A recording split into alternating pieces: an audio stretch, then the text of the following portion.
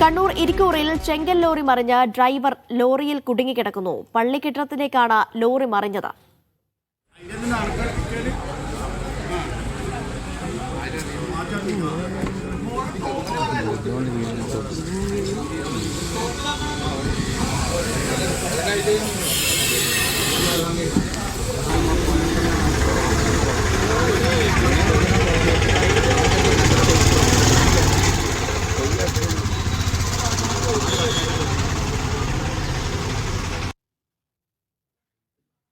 ബിജീഷ് ഗോവിന്ദൻ വിവരങ്ങൾ നൽകാനായി ചേരുന്നു. ബിജീഷ്, എങ്ങനെയാണ് അപകടമുണ്ടായത്? ഈ ഡ്രൈവർ ഇപ്പോഴും ലോറിക്കിടയിൽ കുടുങ്ങിക്കിടക്കുക തന്നെയാണോ?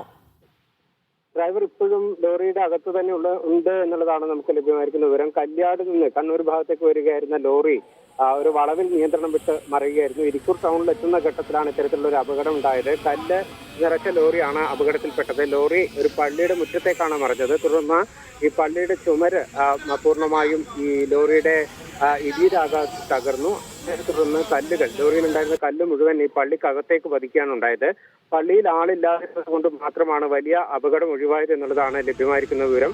അവിടെ ഒരു ക്രെയിൻ എത്തിച്ച് ലോറി ഉയർത്താനുള്ള ശ്രമം നടത്തി, പക്ഷേ അത് വിജയം കണ്ടിട്ടില്ല. ഒപ്പം തന്നെ ഈ കല്ലുകൾക്കിടയിലാണ് നിലവിൽ ഡ്രൈവർ ഉള്ളത്. പക്ഷേ ഡ്രൈവർ മറ്റ് അപകടങ്ങളില്ലെങ്കിലും അദ്ദേഹത്തെ പുറത്തേക്കെടുക്കാനുള്ള ശ്രമം തുടരുകയാണ്. അദ്ദേഹത്തിന് മറ്റാരും ബുദ്ധിമുട്ടുകളില്ല.